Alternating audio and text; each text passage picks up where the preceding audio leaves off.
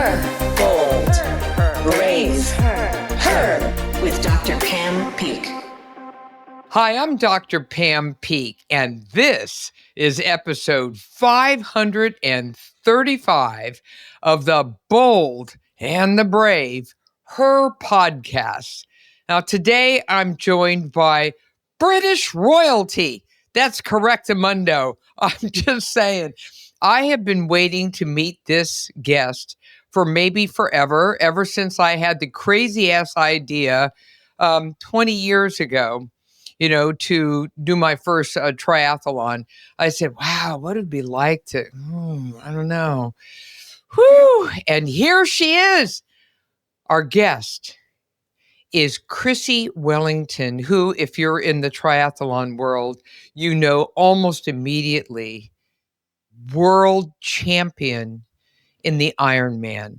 And she is unbelievable. What a story. And her book really took my breath away. It was a book that was so honest, so authentic, so transparent, so out there that I just want to share some pieces from it with Chrissie, chiming in with all of her wonderful background. So Chrissie, oh my God, what an amazing background you have. Chrissie, welcome to the Her podcast. What an introduction. Thank you so much. I know. I'm good at this stuff. So you're a former British professional triathlete and four-time Ironman Triathlon World Champion. And that was in 2007, 8, 9, and 11. And you're the first British athlete to win the Ironman Triathlon World Championship. And you were undefeated in all 13 of your races over the Ironman distance. I'm just exhausted just reading that, remembering how pathetic I was in my We must have first taken up the sport in the same year, though, right? It's kind of wild. Let's just say you had a different trajectory, slightly different journey, but it's really wonderful. I was like, please, God, get me through the swim. No, actually, although the swim, as everyone knows, is the hardest one for so many people to get through, because that's also where you could really get hurt and actually die. You can't really die too much running. And when it comes to cycling, yeah, you could do some pretty good harm there too. But there it is. And as we go through, when we talk about your life today and everything, I'd like to know much more about your academic background as well, because I think that is just amazing. You've just got all of this, your passion as a government advisor on sustainable development. Oh my gosh. I mean, just wild stuff. I've worn a lot of hats, Dr. Peak, a lot of hats. And I love it. So let me ask you a question. You wrote this book, and everyone out there, I don't care who you are, you don't have to be a triathlete by any means. This is more about life. So the title of the book is A Life Without Limits, a World Champion Journey to the Finish Line. Whew. All right. So why did you write the book in the first place?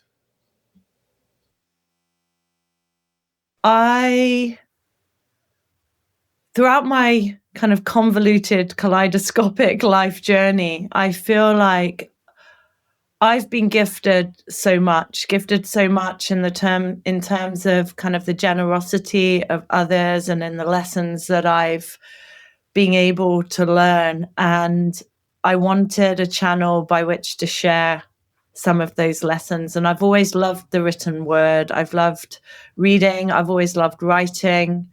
And to put my own life story down on paper to hopefully kind of motivate, inspire, elevate others was really the rationale for putting pen to paper. A challenging experience, a cathartic experience, and like an Ironman journey riddled with highs and lows, but it makes me really proud to think that it can touch people in hopefully the same way that my racing touched people too.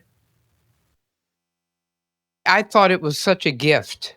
It was beautiful. Now, you did something in the book that was sort of blew me away, and that is you were exceptionally open about some pain points in your life, which I have to tip my hat to, because sometimes people just sort of like glaze over those areas. And you talked about growing up in England. Can I say it? Norfolk? Norfolk, yeah. Norfolk. And then eventually ending up at the University of Birmingham. And I have been to Birmingham.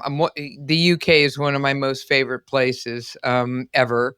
And what was interesting was you talked about your body. You talked about your body as a young girl, as a teenager, as someone in college. And here you are. I mean, anyone who looked at your pictures would say, well, wait a minute, look at her. She looks phenomenal.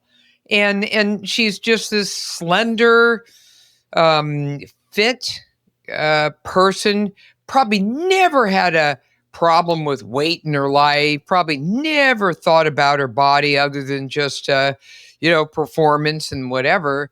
And yet you really dive into this whole issue of body image and being sucked down the rabbit holes of believing you should look a certain way and all the rest of it, and then eventually descending into eating disorders. So take us through that a little bit, and I'll tell you why this is so important for her audience. And that is, looks are deceiving.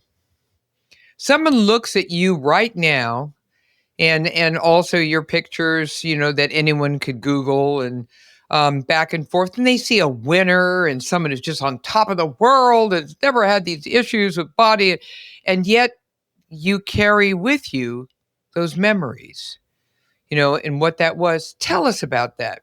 Yeah, and I would imagine that we all do. I think we're all messy, complex interplays of different characteristics. I think we all have, like you term them, kind of pain points in our life, and I'm no different. But I think to truly kind of inspire people, they need to know the real you, and they need to know the highs and the lows, the light and the dark, because all of those have shaped me into the athlete and the person that I am today. I've had a complex relationship with my body. As a young person, really didn't think too much about it. But as I kind of neared my mid-teens, was becoming increasingly conscious of the aesthetic element of my body and how it was perceived by others, and the ideal that I felt that I should be living up to.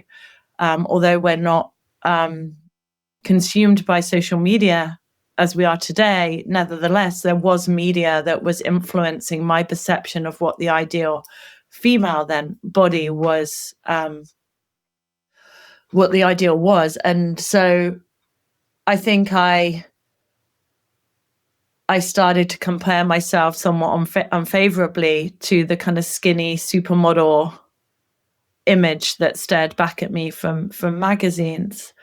And I think the drive, the determination, the controlling aspect of my personality, which has meant that I've achieved so much success in some areas of life, also meant that I committed myself to trying to live up to the image that I thought was the manifestation of perfection. So I I started to restrict what I was eating. I started to purge what I was eating. And it was really only when I found running and activity and started to take that more seriously that I was able to see my body so much more than just the aesthetic, and saw it as a vehicle to achieve something more. And so in order to achieve that athletic potential, I needed to treat that body with respect. So for me, sport really was a vehicle to healing. If I'm honest, Dr. P, I don't think you ever truly recover from those disordered eating behaviors, but I think you learn to manage them, you learn to channel them, you learn to identify the pain points, and especially lean into others for support. So that's part of my life journey. It's part of who I am today. But I think, like I said, to be able to resonate with people and resonate with people meaningfully, I felt that I needed to be somewhat vulnerable and honest. What triggered the end of the purging? Twofold. I think it was seeing the pain that it was causing those I love, because I never wanted to inflict torment on those that care so much for me. And I could see that their concern for me was causing them great anxiety. And secondly, I think the desire to achieve athletically meant that I saw my body in a very different way. I conceived of my body in a very, very different way. So much more than just that, visible aesthetic being. I saw it so much, as being the heart and the muscles and the lungs and the blood and all the sinew and all of those things that go into enabling you to perform to your potential. And I think lastly, also to criticize my body as, I guess, to criticize my parents, because I'm a combination of these two people. And I thought to myself, well, those two people mean so much to me. I should be proud of who I am, proud of my physicality, because in a way that's part of them. So I think that was also kind of playing in the back of my mind. I just absolutely love what you just said, because I have ranted and raved, Lord knows how many times on the show, that if we get out of ourselves and stop going down these, landmines of people telling us, what we should look like and should be like and should do this and that, and instead go to a different place, go outside of ourselves. And you just said something so powerful, and that is, instead of the aesthetic, in other words, what's my appearance? How hot do I look in this dress? What do these jeans look like on me? You went to a different place, you transitioned, and you said, well, wait a minute, this body is kind of cool. It can do amazing things. Yeah. I can cycle, I can swim, right? I can run, I can climb up a tree, I could throw a ball, I could do all these things.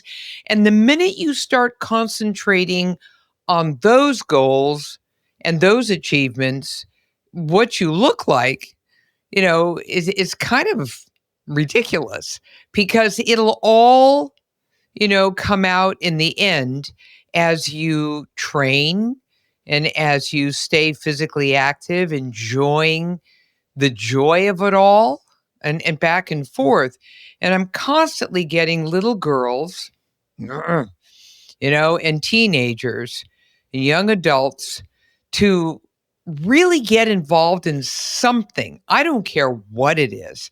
If it's Tai Chi, if it's, any form of martial art, if it's dance, if it's anything, I don't care. Because the minute you start doing that, you concentrate on performance and absolutely enjoying what your body can actually pull off. And you step away from all of this self-criticism. Oh, I wish my hips were fill in the blank. Oh, I wish, this and that and back and forth. You all of a sudden that just sort of fades off because who cares anyway? Because look at your Yeah. achievement.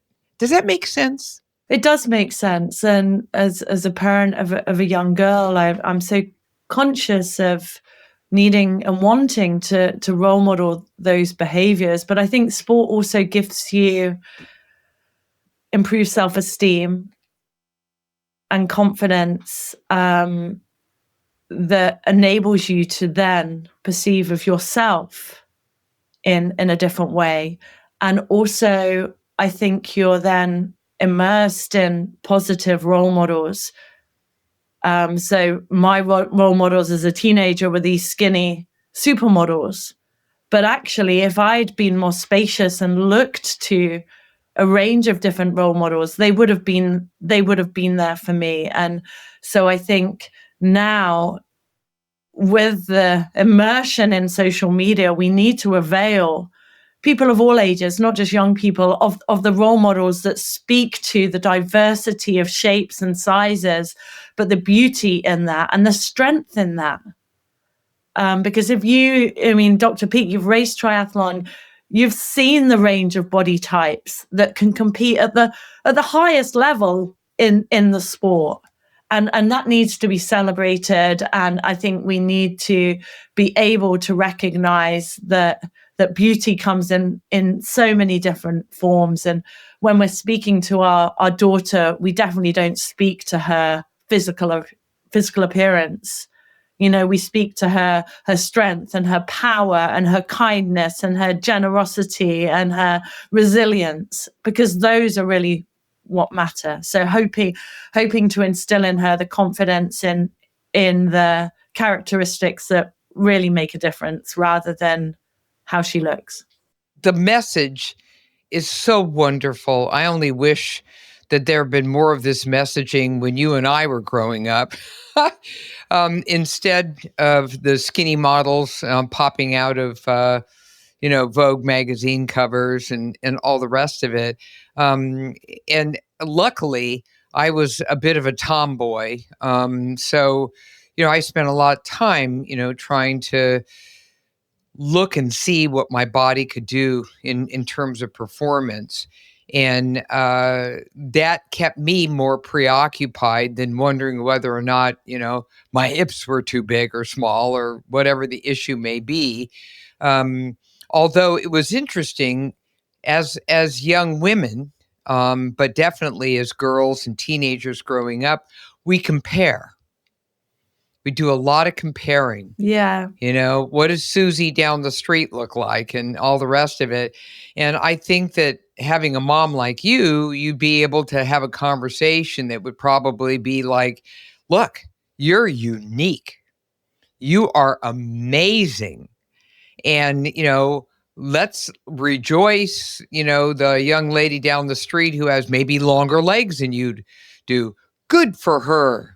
I bet she'd be great at the, high jump or, whatever the issue is.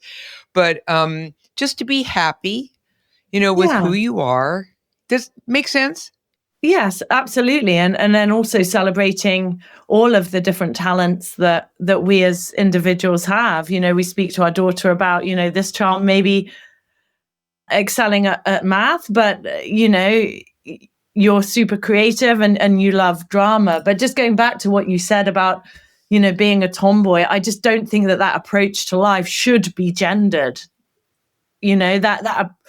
Wanting to climb trees, get dirty, play sport, focus on performance, that shouldn't just be for the province of boys. And I think giving our girls the opportunity to be themselves as children and express themselves in the way in which they want. That might be through dance, but that also might be like you probably did, climbing trees. And oh no, I was climbing trees with my older brothers and falling down in mud holes. And I use that term because that was the term used in that era, and it's still used today. And to your point, which is absolutely spot on, it's just like I, as a young girl, was exploring. I was doing exactly what my brothers were doing in a very genderless way. I mean, what they did, I did. And they protected me. So if I wanted to also play a little baseball and the other boys said, no, she's a girl, my older brothers were much bigger than they were. And so they got me there and they protected me. I was very, very fortunate in that regard so that I could sort of, to your point, begin to develop a sense of self-esteem and all the rest of it. I so encourage everyone out in the Her podcast land to please pick up something physical in your life that gives you a sense of accomplishment. I don't care what it is. If it's hula hoops, I'm all over it. Just make yourself, happy with something that really resonates with you. And don't do something just because someone else is doing it. Now, they may inspire you to experiment. You may love it. Who knows? One way or the other. But does that make sense to you? It absolutely does. I mean, I truly believe in the power and potential of physical activity to transform lives across a range of societal and individual outcomes. And I think that there's a form of movement for everybody. But to your point, it's about fearing that little bit less and being prepared to try. I think we all have an innate curiosity about where our capabilities are and what we might be interested in. But fear is a barrier for many in exploring that. So I would encourage anyone to try. If something interests you, give it a go. Because had I not tried triathlon, I wouldn't be sitting here today. And why triathlon? I'm just really curious. I mean, why didn't you just become a champion cyclist or a champion swimmer or a champion runner? Why the triathlon? I'll tell you my attraction and you tell me yours. It's a long story, and if you'll allow me just a couple of minutes to just rewind the clock. But as you alluded to in the introduction, my focus was on academia. So I was committed to excelling academically, and sport was something I did recreationally, low level, focused on the social side of activity. Wasn't something I took seriously, and really fell off the sporting bandwagon age kind of 16, 17.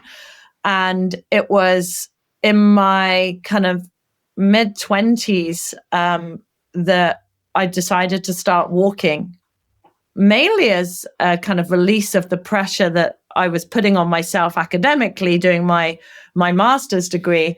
And my friend who had grown up with a heart defect had run the London Marathon the year before. And I looked at her and I looked at me with my fully functional heart, and I thought, if she can run the London Marathon, then why don't I start running?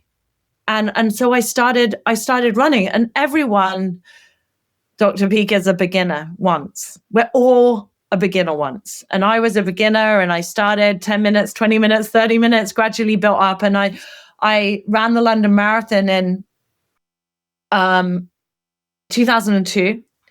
And really that was when I cut my teeth in endurance sports and realized that potentially I had a talent that I'd kind of hitherto unexplored. And I got injured. I started swimming to cross-train. And then we all meet these people in our lives that change the direction of our life. And I remember it to this day. I was at the swimming pool and this guy said to me, "Oh, you're not a bad swimmer." And he said, "Would you consider doing a triathlon?" And I said, "Well, I mean, I've never really, I mean, I'd ridden a bike, like a little shopper commuter bike." And he said, "Don't worry, I'll lend you I've still got that bike that he lent me. But I'll lend you a bike." And what attracted me to a triathlon? It was the novelty, the challenge, and the enthusiasm of this person. And I think we all need these people in our lives that light a fire inside of us or stoke a fire that's already there. And he did that for me. And I was like, maybe that sounds really intriguing. And did my first triathlon the next year, again, as a beginner, as an amateur, with no knowledge of triathlon or what I should wear, with my running shoes on the bike. And I remember crossing the finish line. It was a 5K run at the end of a sprint distance triathlon. Crossing the finish line, thinking I'd finished, and the guy said, "No, you got another 2.5K to go." So it wasn't really auspicious beginnings in my first triathlon, but that's my story. And it's a story of curiosity and exploration and unearthing of interests and talents that maybe have lain dormant and you've never explored. You began triathlon much earlier than I did. I didn't begin triathlon until my 50s.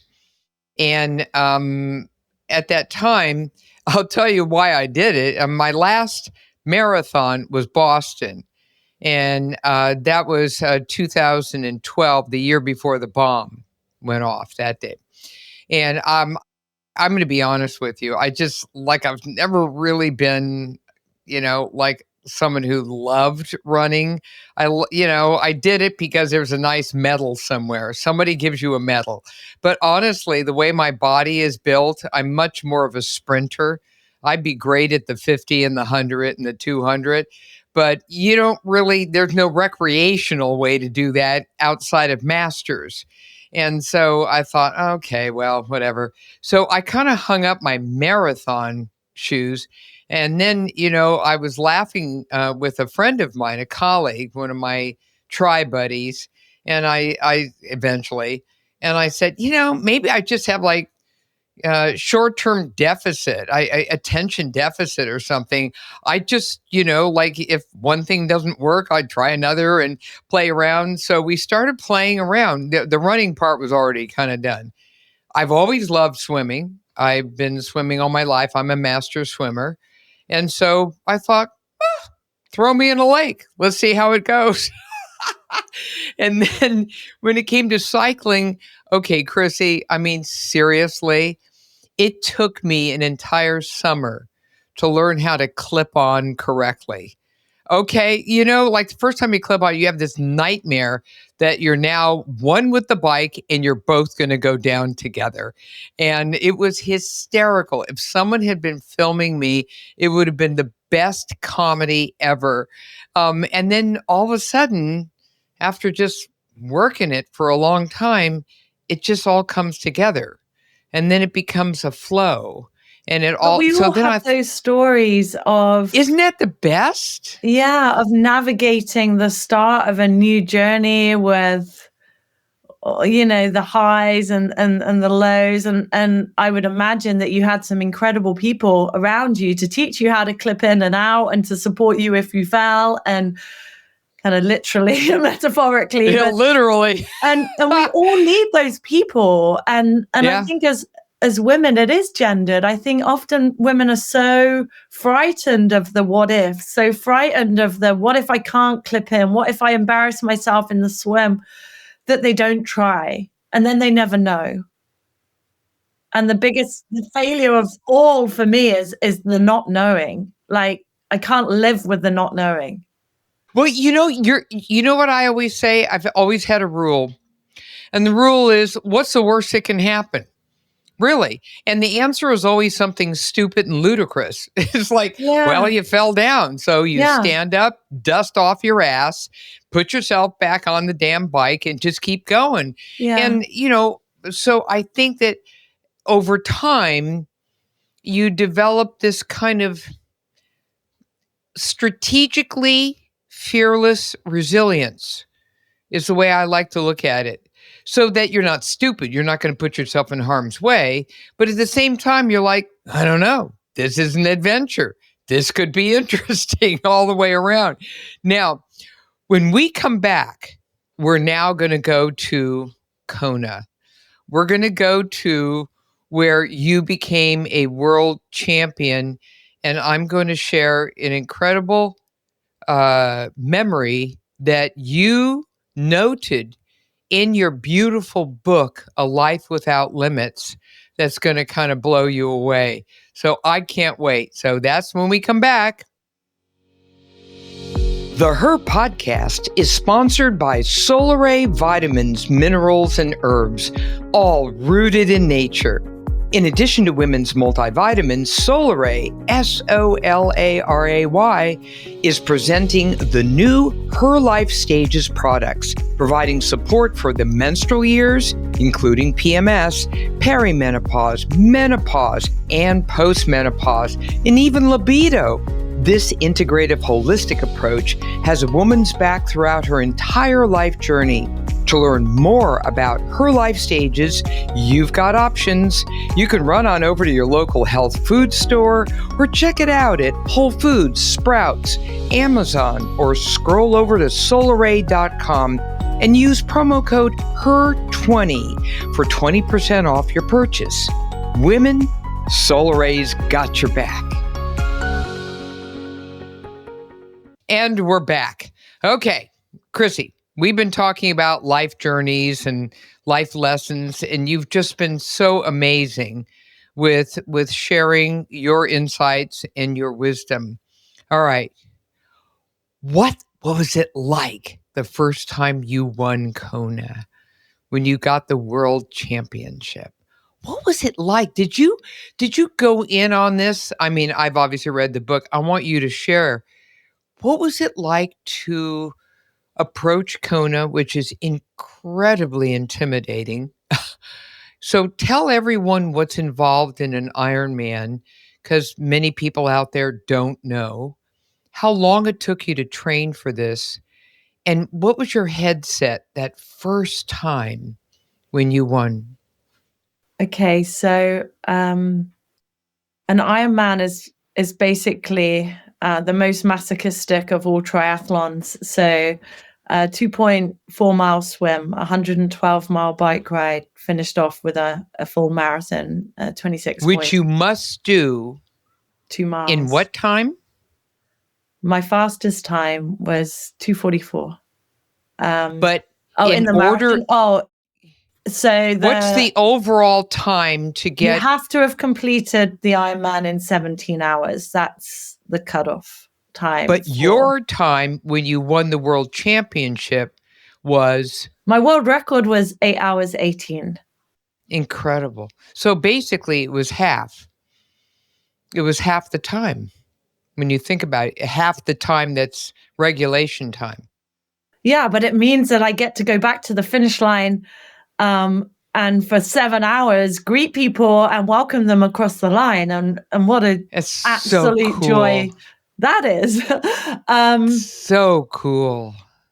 So my approach to training was that it was a 24/7 occupation. I was so blessed and privileged to make it my profession. So I had that luxury.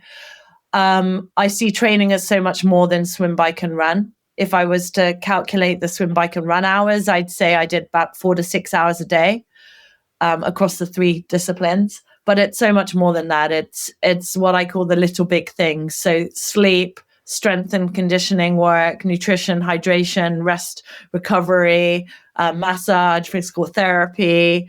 So all of those different pillars of performance and are so important if you think about training in the most holistic sense. I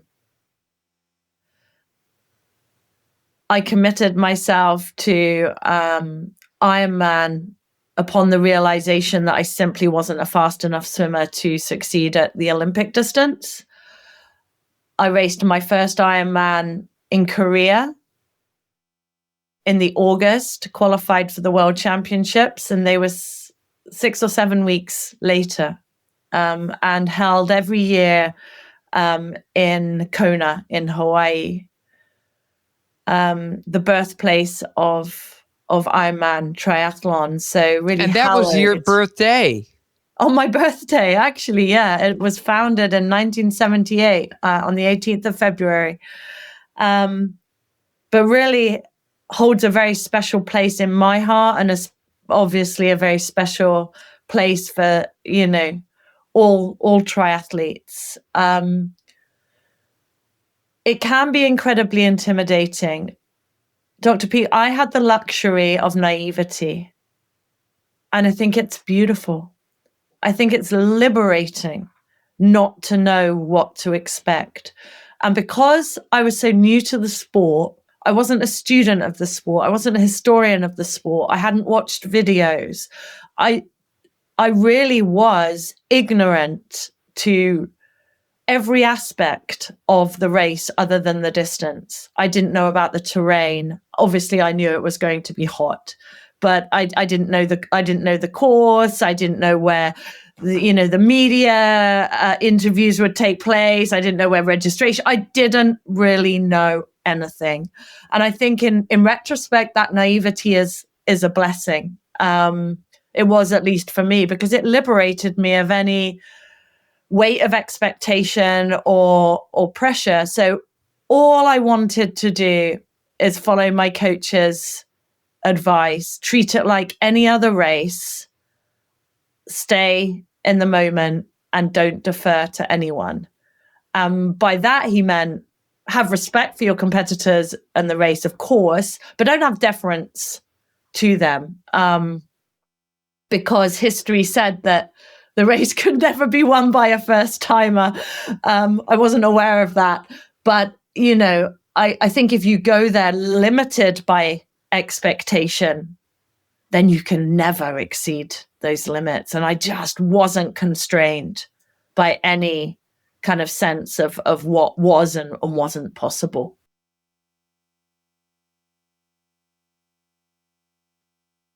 How did it feel? To your question, how did it feel to win the race?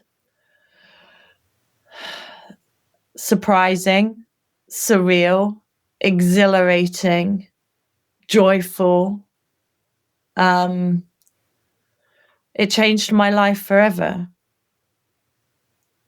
It changed my life, yes, because I'd been crowned world champion, because at that moment, I knew that I had the platform to enact positive change. And that's all I'd ever cared about as a child. I'd made it my career through international development.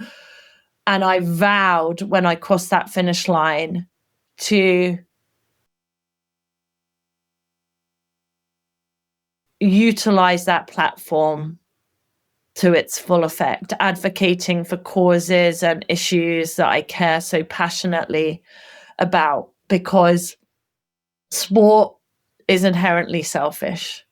And I think I realized you have an incredible opportunity as a professional athlete and as an amateur athlete to flip the switch and make a selfish pursuit unselfish.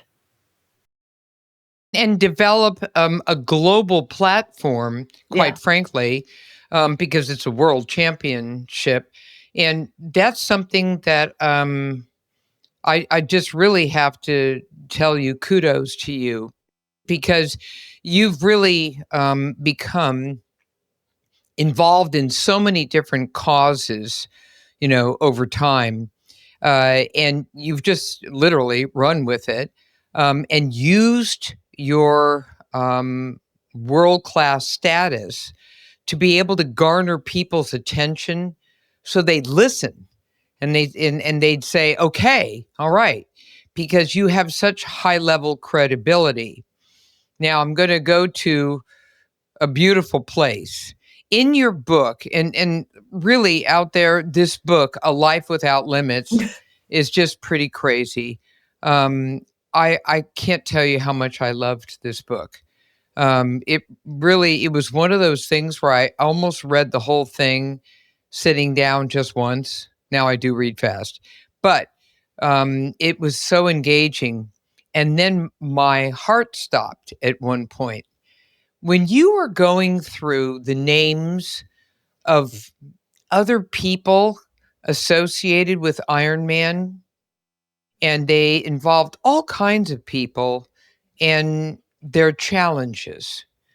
And the one that hit home with me in more ways than you'll ever know, and you'll soon know now, was John Blaze. So this was an extraordinary young man who was only 33 years old. Now, he had been doing triathlon for like 20 years. But at the age of 33, he was diagnosed with Lou Gehrig's disease, and that's the ALS. And he was literally given a death sentence. He was told he could live maybe another 2 to 3 years, if that. And with that, he'd never done Ironman Kona, from what I gather. And he had, as you know, ALS. I'm a physician, so I'll just kind of put my little hat on here for a minute. ALS has a different number of manifestations. Some people, it drags out forever. And in other people, it terminates life very quickly. And this is what happened with John Blaze. So he trained as best he could for Ironman. And this was his dream. He wanted to squeeze out all the life he could in the limited time he had. And he showed up for Ironman. I think that was in 2007-ish, I believe. And when he was asked prior to the race, how are you going to make it, and what are you going to do at the end and all the rest of it? He says, I pray that I could make it at all, number one. And number two, he said, even if I have to crawl over that, carpet, we have a computer carpet that basically logs in our exact times. I will, if I have to just roll over and do that. And so, God, he swam with one arm. Oh my God. And it was just, I was blown away by this story. You brought it up so beautifully in your book. I was stunned because it brought back all these memories of what had happened to him, because I remember reading about it at the time. And then in one of my very first triathlons, right, go figure, and talk about naive. I just kind of walked in and, give me my little registration stuff and my number and, and you're going to ink me and we're going to get all this stuff done and whatever. And so I just randomly picked up my registration stuff. And then I took the number and I put it on, and there was dead silence in the room. And I couldn't understand what was going on. Everyone was staring at me. The number was 179. Oh, you got his number. Yeah. And I didn't know what was happening. So apparently I found out. I spoke to his mom. Yeah. Because you're always supposed to, they always give you the phone number for his mom. They have a beautiful ALS foundation. He was called the Blaze Man. And so there it was. And you now carried the responsibility of finishing well as best you could, but you had to roll over. You had to do a log roll over the computer carpet. And I was, at the finish line, and I was like, that's it. I was so blown away, and talking to his mom, and I said, I will do this proudly. And go figure, the day of the, of the triathlon, oh my God, it was the worst weather you could possibly. It was like 100 and something. It was raining the entire time. Thought I'd kill myself out there on the bike. I didn't mind sloshing around in my sneakers, but good Lord. John would be making you suffer. But, like, that's what I was thinking. I was saying to myself, what am I complaining about? Look what he went through. He passed away, I think, within a year of, maybe it was a year and a half or so of winning. I mean, not winning, but of completing Ironman, which ironically, he made just under the 17-hour prerequisite. He was incredible. So he passed just before I won my first world championships, but I met his mom, Marianne, and his dad Bob at the finish line. And they told me John's story. And that moment I committed to raising awareness of John and his charity, and of ALS more generally, and about the need for investment in research and understanding into the condition. So subsequent to that, every race I did, I log rolled across the finish line in memory of John, and again, to shine that media spotlight on his charity. I was honored to be able to spread his ashes at Timberman, Half Ironman, at the request of Bob and Marianne, and they remain close friends to this day. My friend Sam here in the UK, he was a triathlete as well, and age 37, he was diagnosed. And I was so fortunate to push Sam around the London Marathon last year, and Sam died in February. But again, wanting to use my platform to raise awareness of this devastating and debilitating disease, so that others don't have to suffer like John and this Sam is part did. of this incredible journey that will take you countless unimaginable places. When you put yourself out there, take a risk, do some training, it's an adventure. Let's see what happens. You never know who you're going to meet, the people that you're going to connect with, the experiences you're going to have. I was absolutely blown away that day. I learned so much. And of course, go figure, very shortly thereafter, an extremely close friend of mine who was actually one of the founders of the Life Fitness brand, which is worldwide, that was Augie Nieto, was diagnosed with ALS.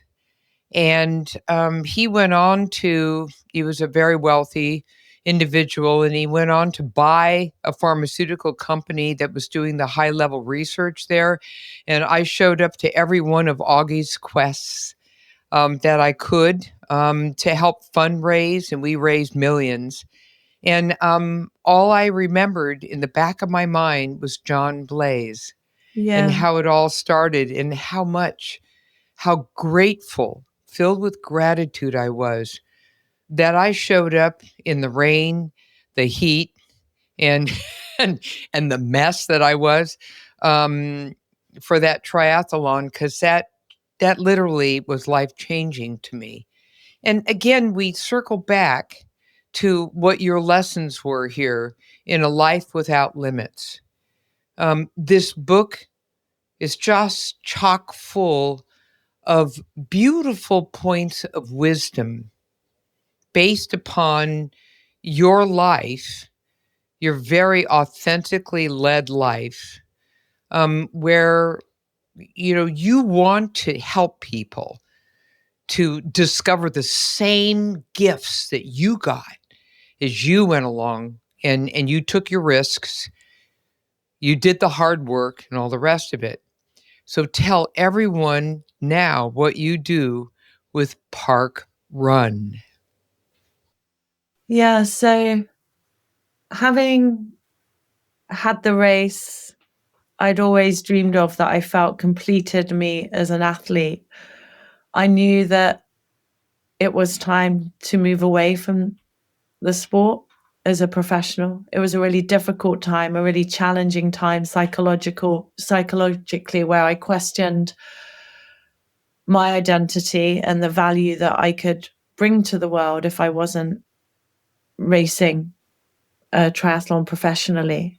And I had to be comfortable in that void and know that I was able to carve out a new path, anchored around my purpose of empowering and uplifting people. And so I made it my mission to advocate for the power of physical activity and movement, and more importantly, for social connection to improve health and well-being. And I started working for Parkrun in 2013 and was global head of health and well-being for them. And my role, in a nutshell, was to develop initiatives to engage more people in social physical activity. Tell people what parkrun is. What is it? Parkrun is a charity that delivers free weekly 5-kilometer walks or runs in areas in locations all across the world. So there's about 2,600 across the world. Every weekend, about 400,000 people take part. They're free to take part in, and they're delivered by the community for the community. And they're just an incredibly powerful public health intervention. They uplift people in ways you could imagine and never imagine, anchored around physical health and fitness, but confidence, self-esteem, sense of purpose, sense of connection to place, sense of connection to others. All of those things that we all know are the anchors for health, well-being, and longevity. So I just felt really fortunate to be able to live my purpose and be able to bring all of those benefits into the lives of those that are typically marginalized from opportunities. So I, for example, led on the activation of parkruns in prisons. So we now have about 28 parkruns in prisons and young offender institutions here in the UK, 3 on the female estate, the rest on the male estate. And then that was rolled out into Ireland and Australia. And it's incredible to be able to see the power of physical activity in amongst that population who... Well, we have a lot of research behind that. Once you get up and use your body, you have, body and mind are very, very intricately intertwined. And Absolutely. So, we are the body mind. It's just one. It's one holistic entity. In a prison setting, in a criminal justice setting, it's rehabilitative. It's this tool to combat reoffending and that kind of revolving door of custody that we so often see. But I think it's rehabilitative for us all. I know that, it was my springboard to improving my health and my well-being and my connection to people and place. And so I just really believe very strongly in physical activity as a tool for change, as a tool for health, that we can all benefit from. But I just can't thank you enough. What we talked about before, many experience barriers, but those barriers can be removed, but we need to proactively remove those barriers. across gender divides, socioeconomic divides, age divide. We are able to remove those barriers, but it would take a concerted effort and investment to do so. But I think if we do, collectively, we can realize that the power that physical activity really does have. I just love it. And with the American College of Sports Medicine, we have a global program, which you may know is called Exercise is Medicine. And we literally write the prescription. So I use my platform. I'm not a world champion triathlete as you are, but I am a very well-known physician and expert in the field of sports medicine and women's health. So I use that platform to say, you know something? We can make this work. This is a platform, listen to the message, and just having this podcast alone and bringing in amazing guests like yourself who have literally dedicated yourself with such passion to being able to touch other people's lives using your platform. And so then you could see how you've thread the needle in your life, how it all comes together so beautifully, which is why I'm going to now, as we wrap this up, gosh, I could talk to you forever. You will be what I love to call a repeat offender, meaning we're going to have you back. You're going to be a repeat offender. Okay. So I want to read this so that everyone can hear your beautiful words. But how can I speculate on what the future holds when the present is so astronomically removed from whatever expectations I might have had in my youth?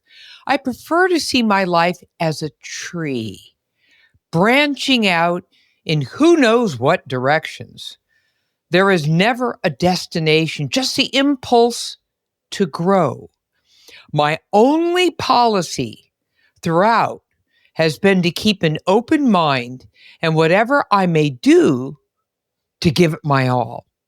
It still takes my breath away to think where that simple outlook on life has taken me. How many times I have managed to defy what I thought possible. I never set out to be a world champion. Not many ordinary girls from Norfolk do, but neither have I ever wanted to be left wondering, what if? To my amazement, at so many stages along the way, the limits that I thought I could see in the distance dissolved as I approached them. They turned out not to be real at all, but mere assumptions. And that has been the most exciting revelation of all.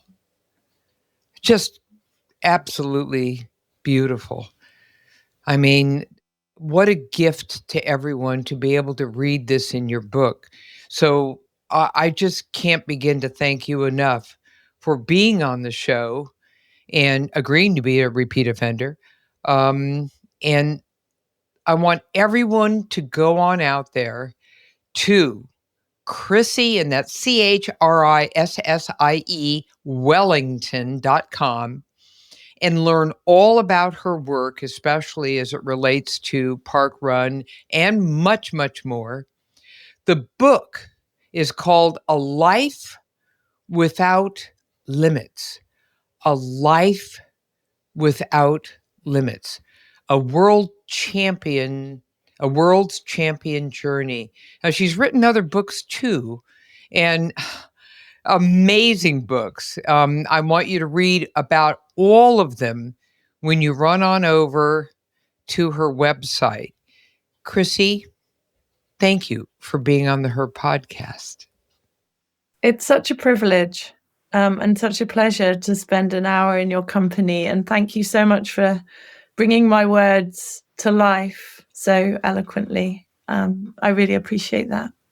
And we appreciate you.